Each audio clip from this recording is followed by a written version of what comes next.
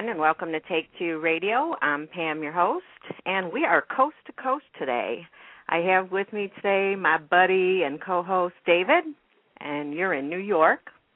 I'm in Chicago.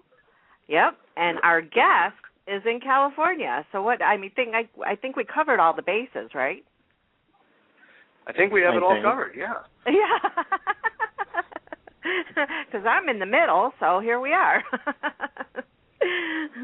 Well, if anybody hasn't been paying attention, today our special guest is actor and author Matthew-Arkin. Welcome, Matthew.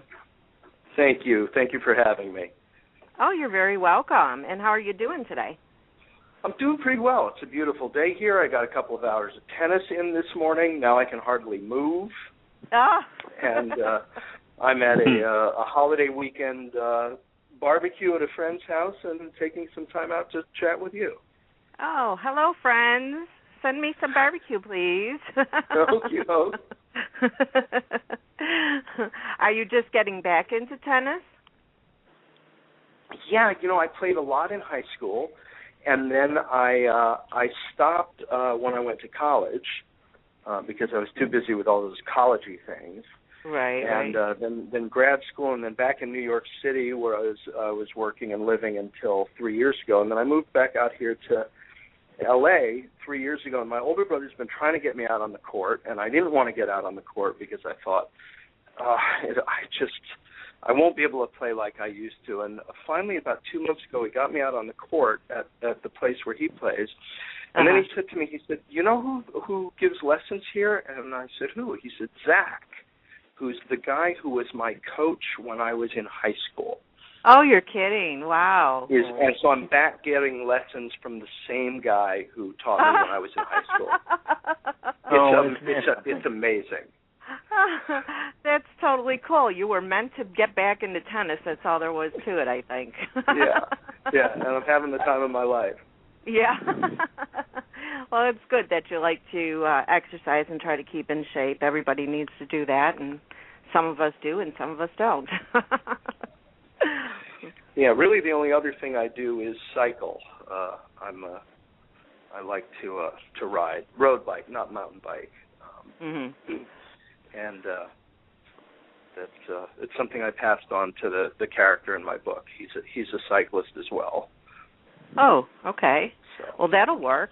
The only thing is about riding a bike is the seats. They're always so uncomfortable. How do you find one that you're comfortable with when you're riding? You get used to it after a while. I think you develop get calluses.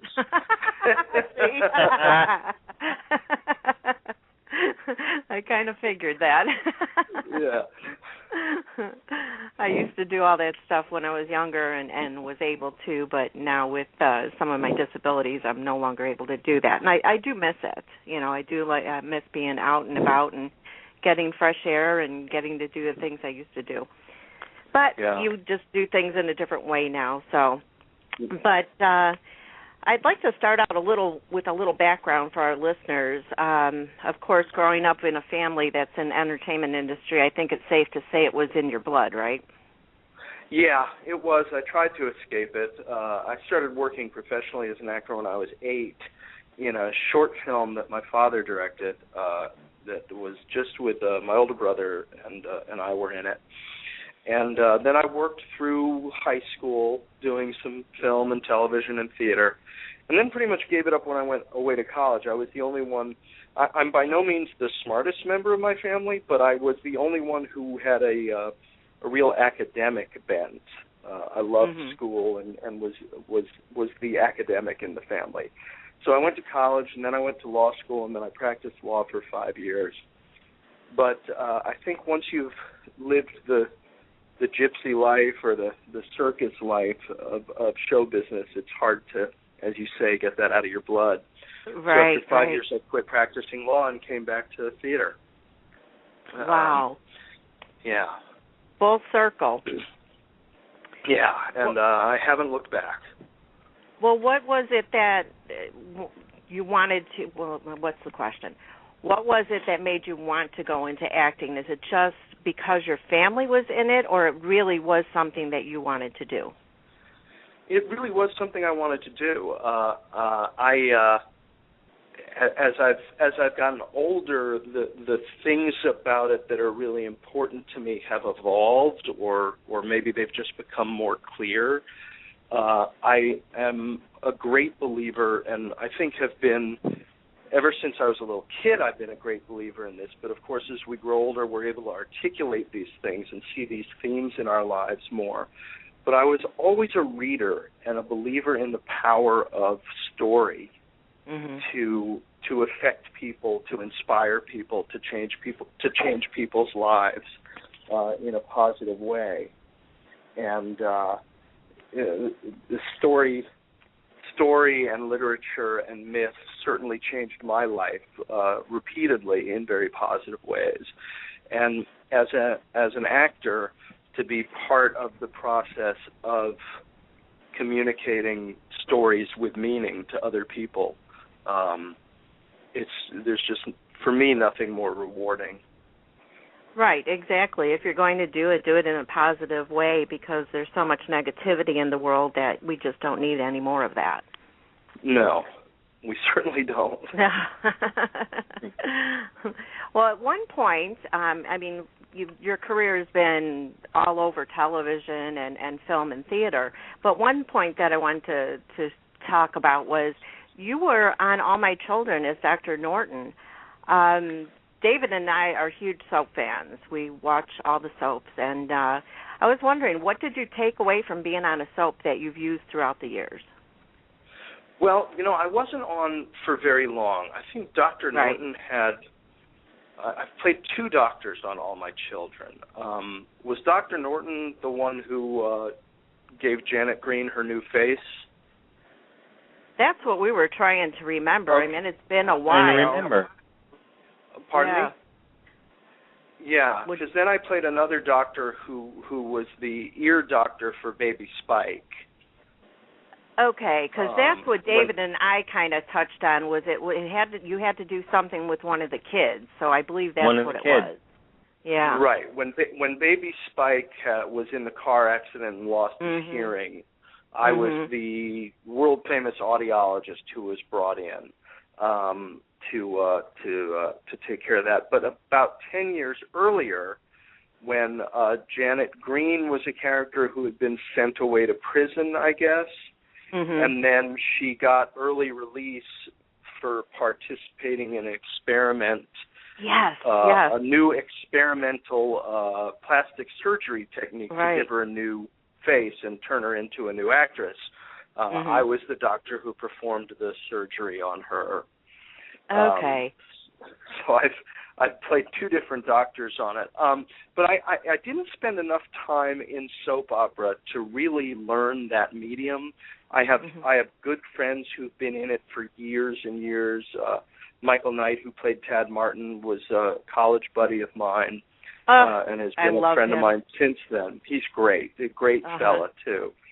And that's a real skill to work on those shows and do a good job as he did. And it's not a skill that I spent enough time on the shows to really cultivate. I watch my work on the soap operas, and I think I will admit to having a very high opinion of myself. No, not really.